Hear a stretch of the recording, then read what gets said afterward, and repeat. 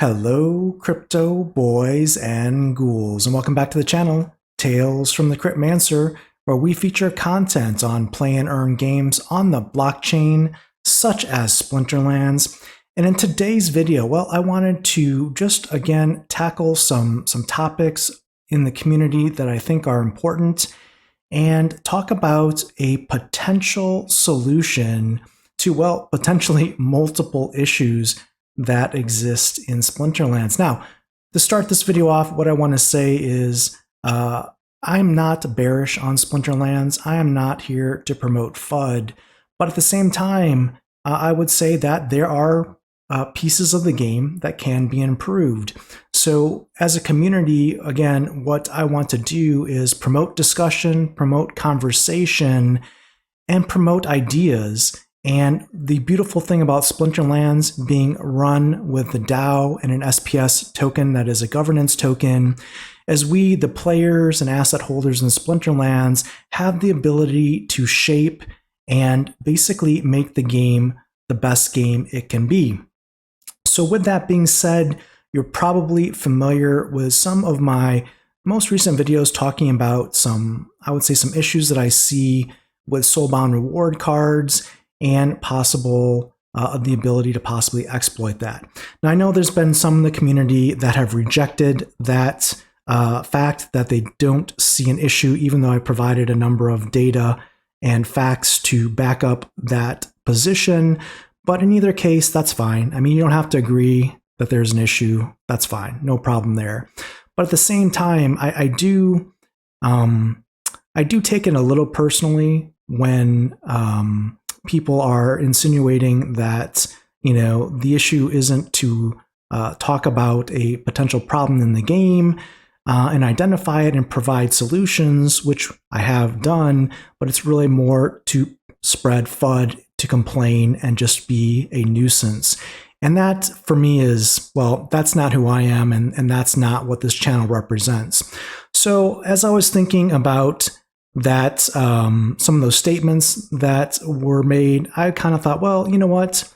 Let's turn this into a positive. Let's put our mind to it, and let's see if we can come up with a possible solution, again, to a issue in the game that I think most of us could probably agree upon. And again, I'll leave links to the video details for some of these issues around soulbound reward cards, some of the data, some of the fact findings, some of the tests that have gone into documenting the issue, just in case you're interested. You might have missed it and are curious about what I'm talking about here. But what I want to do today is talk about how we can address really two issues that I see within the game.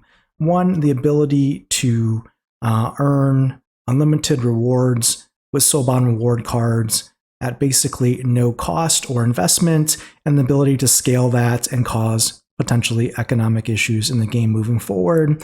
And the second issue, which I know we've all definitely heard and discussed in numbers of discussions and videos and streams and whatnot, and that's the issue of bots.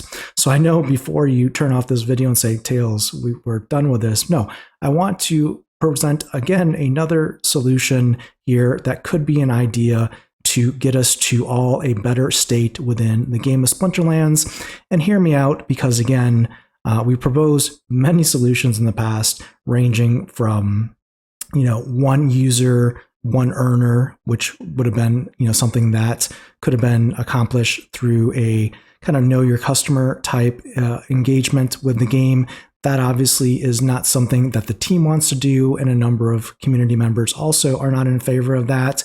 We discussed in my video on soulbound reward cards the ability to only earn with soulbound reward cards when it was basically unlocked, as a way to increase reward share earnings with those particular cards, or to potentially reduce soulbound reward cards earnings until they were unlocked.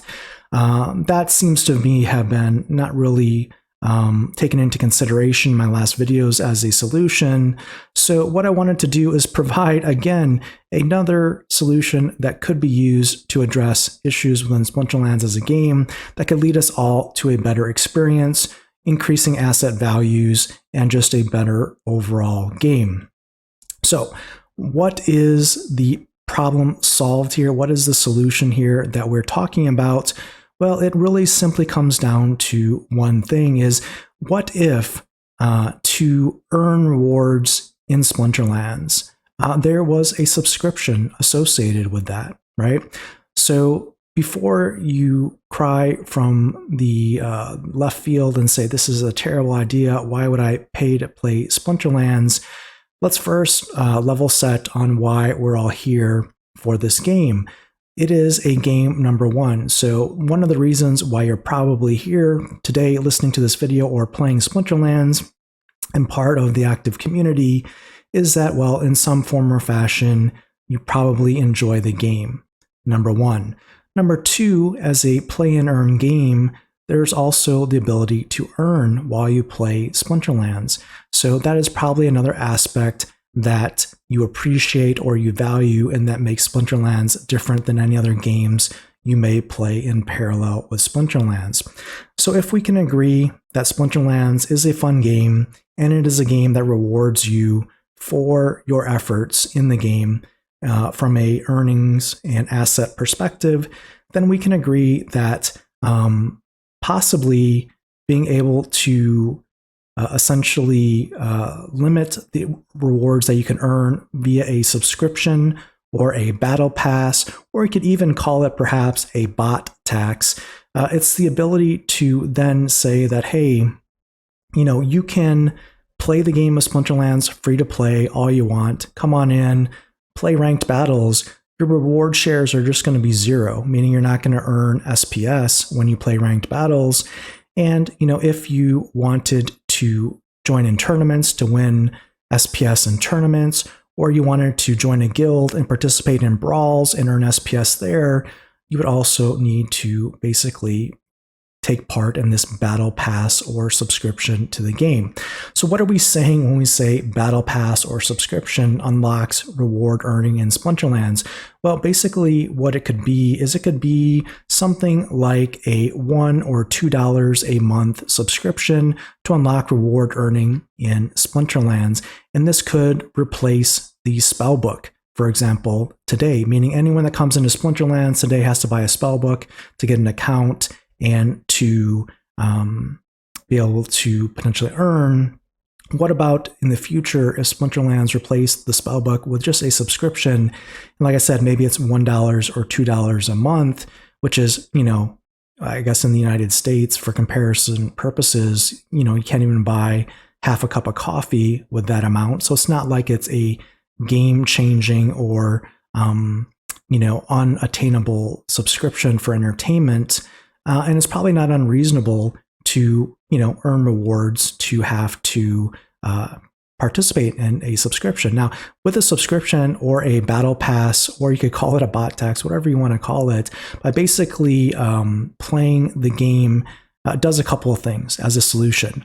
Number one, it provides the company Splinterlands with revenue, ongoing revenue stream that's predictable, that they can continue to enhance the game, staff up, and add new features and functionality to the battle pass or the subscription, and basically makes the game such that you are getting all the benefits of the options in the game and not being gated by anything in the future, right, for features or functionality. So you get access to skins, you get access to trophy rooms, get all access to all these battle pass items, and you get the ability to earn rewards in the game.